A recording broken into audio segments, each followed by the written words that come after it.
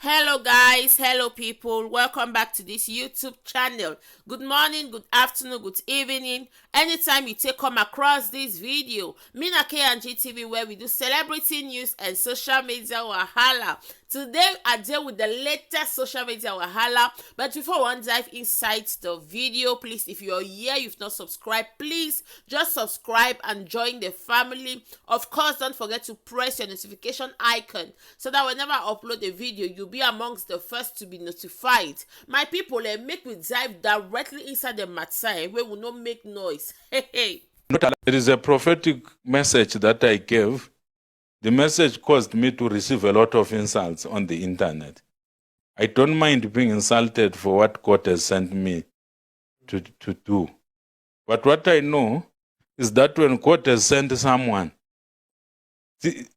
whatever is spoken will always come to pass, because God is not a respecter of persons.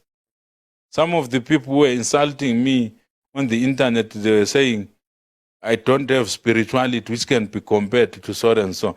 In any case, the Bible does not allow Christians to compare themselves to each other. We are not allowed. No, even if God were to anoint me to go and resurrect a person who died 100 years ago, I'm not allowed by scripture to compare myself to a fellow Christian. Even if God were to anoint me to create a person, let us assume God in his infinite wisdom, he comes to me in a dream or in a vision, and he gives me an anointing as a sign to cause me to be a sign in my generation that people must come to a life-saving knowledge of God and Jesus Christ. And then he causes me to do strange and very unique miracles. It doesn't make me to be ranked higher than other Christians. It's unscriptural to do that. We are all servants in the kingdom of God.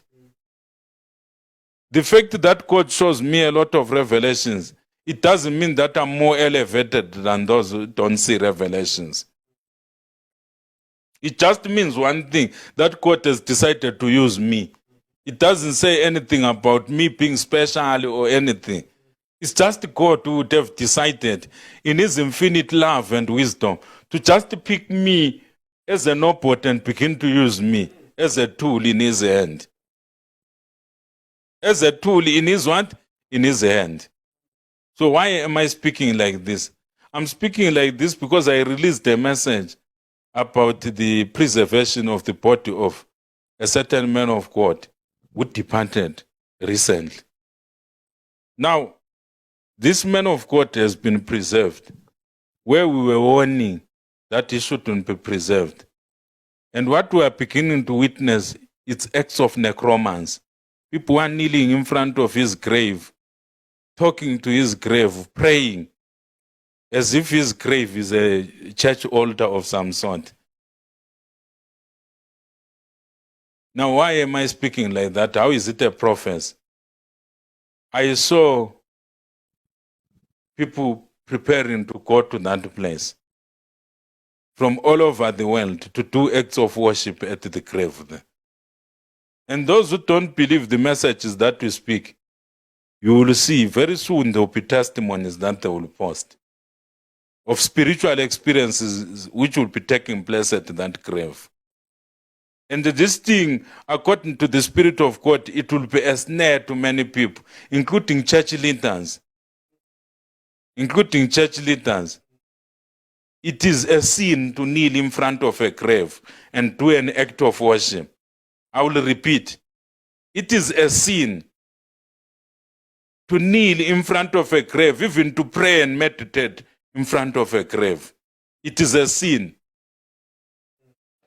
If a Christian goes to a grave of another Christian to pray, to meditate, or to kneel, or to do any act of worship, which ought to be done elsewhere, and they do it in front of a grave, I repeat, by the Spirit of God, it is a sin. And God keeps showing me in a vision all sorts of spiritual experiences taking place. But guess what? People be connecting to all sorts of evil spirits there. Am I saying this church has got evil spirits? No, I'm not saying the church has got evil spirits. But what I'm simply saying by the Spirit of God is that a doorway has been opened for evil spirits to start to be active. And Christians who are serious about their relationship with God and who are serious about their salvation, if ever they feel the need or the desire to visit that place of worship, they must be careful about going to that grave. That's the prophetic warning that the Spirit of the living God gave me. If ever you feel the need to go and see the grave, just go and see the grave. Don't do anything to the grave. Go and see it like you see other graves. Don't all of a sudden think there is anything special about that grave. I know the grave might look special physically, but according to what the Spirit of the living God told me, for those who will think it is necessary for them to visit that grave, the Spirit of God told me in the prayer closet to give a warning that the snare to do acts of worship there, it will be very strong. And evil spirits will be very active. Because a lot of people, they subscribe to all sorts of false doctrines. You will be in the company of people who will start to experience all sorts of things.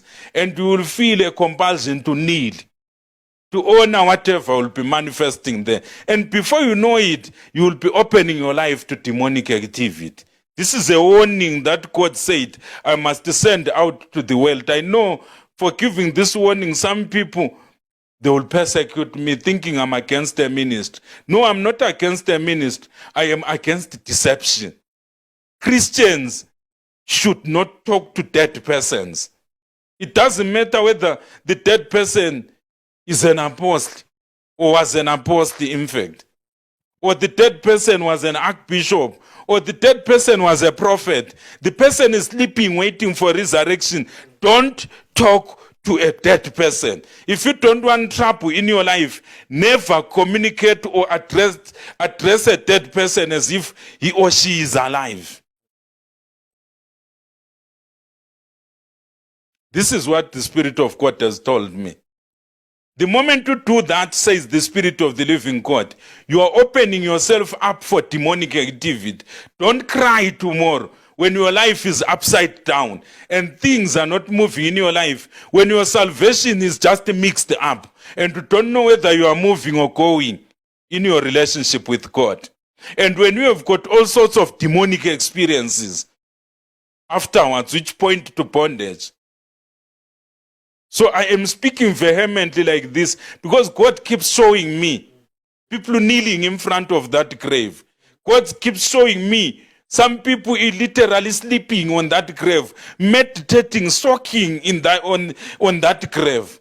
And I'm asking the Spirit of the living God, but I warned them and they didn't listen. What should I do? God says, don't give up. Warn. There are some of the elect who will feel an impetus to go there. I don't want these chosen ones to defile themselves, to defile their bodies, to kneel in front of a grave, to do acts of worship in front of a grave, to pray or to communicate in front of a grave. There are many places where you can go and pray, and the grave is not one of the places, says the Spirit of the living God. Many people, demons, evil spirits, are waiting for them. They are waiting for them.